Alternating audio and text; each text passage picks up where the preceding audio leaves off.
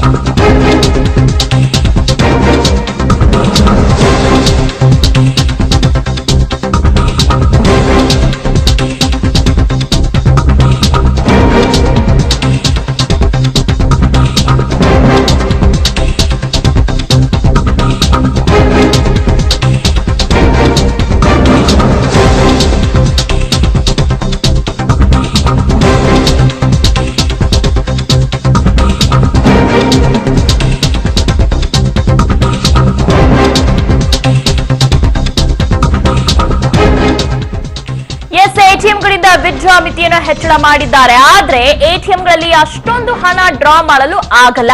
33% ಎಟಿಎಂಗಳಲ್ಲಿ ಮಾತ್ರ ಅಗತ್ಯ ಪ್ರಮಾಣದ ನಗದಿದೆ. ಎಟಿಎಂಗಳಲ್ಲಿ ನಗದು ಕೊರತೆಯಿಂದಾಗಿ ಔಟ್ ಆಫ್ ಆರ್ಡರ್ ಇಲ್ಲ ನೋ ಕ್ಯಾಶ್ ಬೋರ್ಡ್ ಮಾತ್ರ ನಾವು ನೋಡಬಹುದು. ಬ್ಯಾಂಕ್ಗಳು ಎಟಿಎಂಗಳಿಗೆ ಅಗತ್ಯ ಪ್ರಮಾಣದ ನಗದನ್ನು ಪೂರೈಕೆ ಮಾಡುತ್ತಿಲ್ಲ. ದೇಶದಲ್ಲಿರುವ 2.2 ಲಕ್ಷ ಎಟಿಎಂಗಳಲ್ಲಿ 66,000 ಎಟಿಎಂಗಳಷ್ಟೇ ಕಾರ್ಯಚಾಲಿತವಾಗಿರೋದು. ಇನ್ನು ದಿನವೊಂದಕ್ಕೆ ಎಟಿಎಂಗಳಿಗೆ 7 ರಿಂದ 8 ಲಕ್ಷ ರೂಪಾಯಿ ಜಮೆ ಮಾಡಬೇಕು. ಆದ್ರೆ ಬ್ಯಾಂಕ್ಗಳು ಈಗ ಜಮೆ ಮಾಡುತ್ತಿರುವ 2 ರಿಂದ 3 ಲಕ್ಷ ರೂಪಾಯಿ ಮಾತ್ರ. ಹೀಗಾಗಿ ಹೊಸ ವರ್ಷದ ಖುಷಿಯಲ್ಲಿ ಹೆಚ್ಚಿನ ಹಣ ಡ್ರಾ ಮಾಡುವ ಆಸೆಗೆ ಒಂದು ರೀತಿ ತಣ್ಣೀರೆರೆದಂಗಾಗಿದೆ.